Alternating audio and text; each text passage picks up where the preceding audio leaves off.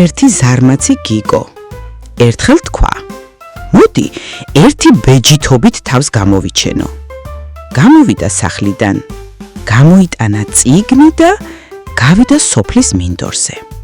ჩამოჯდა ქვაზე, დაიდო წიგნი მუხლებზე და შიგ ცქერა დაიწყო, ვითომ ერთი შემომხედეთ რა ბეჯითი ბიჭი ვარო. წიგნი უკურმაედო, არ კითხულობდა და შიგ ტყოილად იცკირებოდა.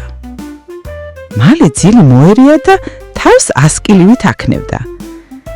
ამ დროს თხა გიგოს ფეხების ბაკუნითა და წვერის ცანცარით უცქერდა.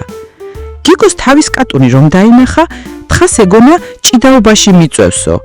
გამოექანა, წიგნს რქებით დაეჯახა და ყირამალა გადაატრიალა. გიგო წამოხტა და სახლისკენ გაიქცა, თხა გამოეკიდა. გიგო ღობეზე აძვრა და გადახტა. თავმომწონე გიგო ბოლოს ტალახში აღმოჩნდა.